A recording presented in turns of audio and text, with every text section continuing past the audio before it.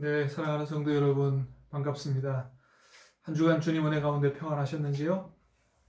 오늘 우리 주말 말씀과 함께 주님과 함께 은혜로운 시간 갖기를 간절히 소망합니다. 자, 오늘 말씀은 마가복음 6장 1절에서 13절까지 말씀을 받도록 하겠습니다. 예수께서 거기를 떠나사 고향으로 가시니 제자들도 따르니라. 안식일이 되어 회당에서 가르치시니 많은 사람이 듣고 놀라 이르되, 이 사람이 어디서 이런 것을 얻었느냐? 이 사람이 받은 지혜와 그 손으로 이루어지는 이런 권능이 어찌 됨이냐? 이 사람이 마리아의 아들 목수가 아니냐? 야고보와 요셉과 유다와 시몬의 형제가 아니냐? 그 누이들이 우리와 함께 여기 있지 아니하냐 하고 예수를 배척한지라. 예수께서 그들에게 이르시되, 선지자가 자기 고향과 자기 친척과 자기 집 외에서는 존경을 받지 못함이 없느니라 하시며, 거기서는 아무 권능도 행하실 수 없어 다만 소수의 병자에게 안수하여 고치실 뿐이었고, 그들이 믿지 않음을 이상히 여기셨더라. 이에 모든 촌과 촌에 두루 다니시며 가르치시더라. 12제자를 부르사 둘씩 보내시며 더러운 귀신을 제어하는 권능을 주시고, 명하시되 여행을 위하여 지팡이 외에는 양식이나 배낭이나 전대의 돈이나 아무것도 가지지 말며 신만 신고 두벌옷도 입지 말라 하시고, 또 이르시되 어디서든지 누구의 집에 들어가거든 그것을 떠나기까지 거기 유하라. 어느 곳에서든지 너희를 영접하지 아니하고 너희 말을 듣지도 아니하거든 거기서 나갈 때에 발 아래 먼지를 떨어버려 그들에게 증거를 삼으라 하시니, 제자들이 나가서 회개하라 전파하고 많은 귀신을 쫓아내며 많은 병자에게 기름을 발라 고치더라. 아멘. 예, 우리가 금방 읽은 것처럼 마가복음 6장 1절에서 13절 말씀은 크게 두 가지 내용으로 되어 있습니다.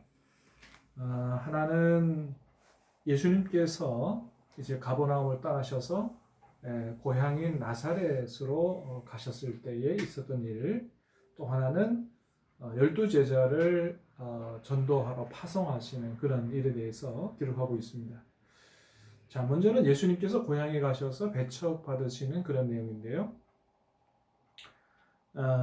예수님께서 고향에 가셔서 안식일이 되시자 회당에 들어가셔서 하나님 말씀을 가르치셨다 그랬습니다. 많은 사람들이 와서 예수님의 말씀을 들었습니다.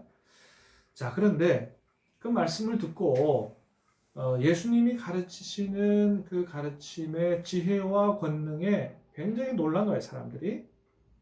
자, 그래서 그 지혜와 권능에 놀래서 사람들이 이런 반응합니다. 도대체 이 예수에게서 나오는 지혜와 권능은 어디서부터 온 거냐?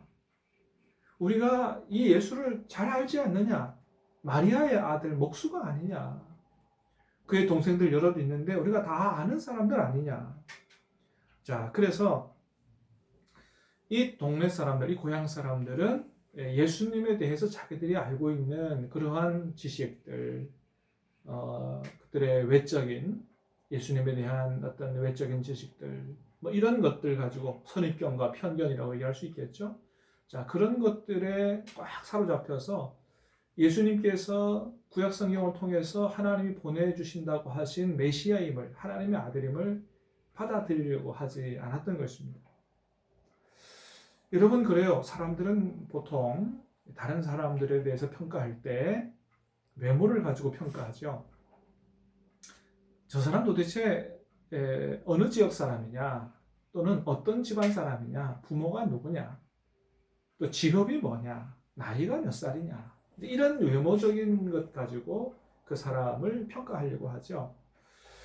예수님도 고향 사람들에 의해서 이런 외적인 조건에 의해서 평가를 받으니 예수님이 누구신지를 제대로 알지 못하게 됐다고 하는 것이죠. 목수의 아들 아니냐? 목수 요셉의 아들 아니냐? 우리가 부모를 잘 안다는 거예요. 목수에게서 뭐 선한 게 나올 수 있겠느냐. 예수님의 동생들이 쭉 있는데 그 동생들 우리가 다 안다. 예수라는 아이가 어떻게 자라왔는지. 그때 당시 예수님의 나이가 30대 초반이었기 때문에 어렸을 때부터 자라온 거 다 안다 이거죠. 그래서 예수님이 하나님의 아들이요 메시아임을 인정하지 않으려고 했던 것입니다. 여러분 그렇습니다. 우리는 누군가를 판단할 때 그 사람의 외모라든지 나이라든지 뭐 이런 걸 가지고 평가해서는 안 된다라고 하는 것입니다. 그 사람에 대한 어떤 우리의 편견이나 선입견 같은 것들을 다 내려놓고 그 사람이 어떤 사람인지를 직접 만나보고 경험해봐서 제대로 평가해야 한다고 하는 것이죠. 아무리 나이가 적어도 하나님이 보낸 사람, 또 하나님이 쓰시는 사람이라면 마땅히 존중하고 영접해야 되고 그로부터 나오는 하나님의 말씀에 귀를 기울이고 말씀에 순종하는 또 하나님의 일을 위하여 협력하는 우리 이런 삶을 살아야 되겠습니다. 자, 여러분 하물며 예수님에 대해서 이겠느냐는 거예요. 여러분 우리도 예수님에 대해서 우리가 가지고 있는 선입견이나 편견이 있을 수 있습니다. 보통 내가 생각하는 예수님이 있어요. 또 내가 믿고 싶어 하는 예수님이 있습니다. 나에게 유익이 되고 원하는 쪽에 예수님을 내가 만들어서 그것에 사로잡혀서 예수님을 잘 알지 못하는 이런 경우가 얼마든지 있을 수 있는 것이죠. 그래서 우리는 내가 생각하는 예수님 또는 내가 믿고 싶어하는 예수님 이런 생각을 다 내려놓고 성경에서 말씀하시는 예수님이 누구이냐. 여러분 우리가 예수님을 제대로 알고 정확히 알려면 내가 스스로 생각해내서 예수님을 만들지 말아야 되고 절대 진리의 말씀인 계시인 이 말씀을 통해서 성경을 통해서 우리에게 보여주는 그 예수님을 그대로 받아들이고 영접하고 그 예수님을 믿어야 할 것입니다. 사랑하는 여러분, 예수님이 누구세요? 예수님은 유일한 그리스도시요 하나님의 아들이시요 전능하신 자시요 부활하신 분이시다. 여러분 이 예수님을 우리가 그대로 믿고 또 그분께 의지함으로 말미암아 오늘 하나님 주신 이 축복의 날 살아계신 부활하신 주님과 함께 복된 하루가 되시기를 또 남은 여생이 되시기를 주님의 이름으로 축복합니다. 자, 또 하나는 12제자 파송인데요. 7절 8절에 보니까 예수님께서 이제 12제자들을 둘씩 짝을 지어서 보내셨다. 전도하러 보내신 거죠.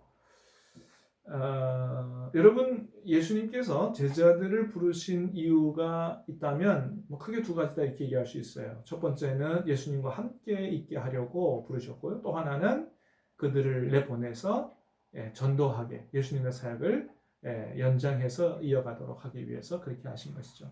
그래서 여러분 우리가 예수님의 제자가 됐다면 우리도 그렇게 해야 되겠죠. 예수님과 늘 함께하는 그런 삶을 살아야 되고 또 하나는 우리가 전도할 줄 아는 그런 삶을 살 때 우리는 비로소 예수님의 제자가 되었다라고 할 수 있겠습니다. 자, 둘씩 보내셨다 그랬어요. 이유는 크게 두 가지로 보입니다. 하나는 혼자 하기보다는 둘씩 가면 서로 의지가 되고 힘이 되죠. 아무래도 협력하는 전도가 효과도 좋을 것입니다. 자, 그러나 또 하나는 유대인들의 관습에 좀 그 연관이 있다고 생각합니다. 유대인들은 어떤 사람이 가서 증언을 할 때 혼자 가서는 그것을 참된 진실이라고 잘 믿어주지 않습니다. 적어도 두 사람 이상이 함께 가서 증언을 해야 그것은 참된 증언이다 이렇게 받아주거든요. 그래서 예수님은 이제 하나님의 나라에 대한 진리의 말씀을 전하러 보내면서 둘씩 짝지어 보낸 것이죠. 자, 그냥 보내신 게 아니고 더러운 귀신을 제어하는 권능, 능력을 줘서 보내십니다. 자, 그런데 말씀하시는 건 뭐냐면 돈은 챙겨가지 마라 이렇게 말씀하세요. 꼭 필요한 것만 가져가고 먹고 사는 건 너무 염려해서 많이 챙겨서 가지 마라. 라고 말씀하십니다. 여러분, 우리는 여기서 정말로 전도하러 가는 사람, 또 선교하러 가는 사람, 이런 사람들이 정작 반드시 갖추고 가야 할 것은 재정이 아니라 주님께서 주시는 권능이다라고 하는 것을 볼 수가 있습니다. 왜 그렇습니까? 여러분, 하나님은 하나님의 일을 하는 일꾼의 모든 삶을 반드시 하나님이 책임지실 것이기 때문에 그렇습니다. 그래서 반드시 복음을 받아들이는, 복음 전하는 사람들을 영접하는 사람들이 있을 것이고, 그 사람의 집에 들어가서 그 사람이 제공하는 여러 가지 호의를 받아 누리면서 또 그들의 협력을 통해서 복음을 전하도록 하나님은 그렇게 복음 전하는 사람들의 앞날을 하나님께서 책임지신다는 것이죠.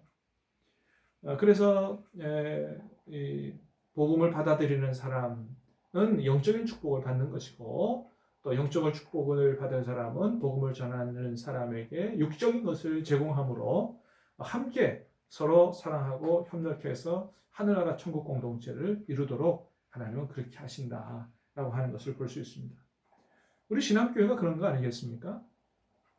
우리 교역자들을 하나님 보내신 종으로 알고 영접하고 또 교역자들의 생계를 책임지는, 그래서 한 하나님을 아버지로 모시고 살아가는 천국 공동체를 이루고 살아가는 것이죠.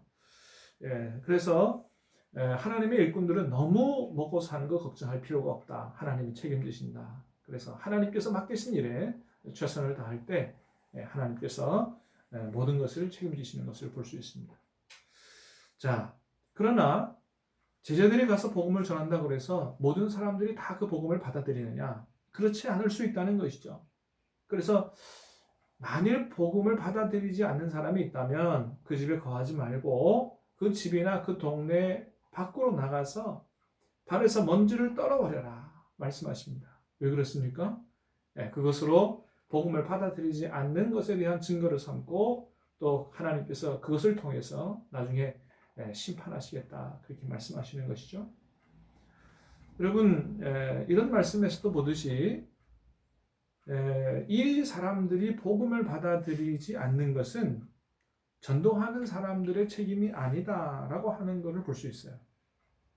여러분, 예수님께서 나중에 우리에게 전도에 대해서 책임을 물으시는 것은 복음을 전했느냐 안 전했느냐 이것을 물으시지, 가서 믿게 했느냐 안 믿게 했느냐 이것을 물으시는 게 아니다라고 하는 것입니다.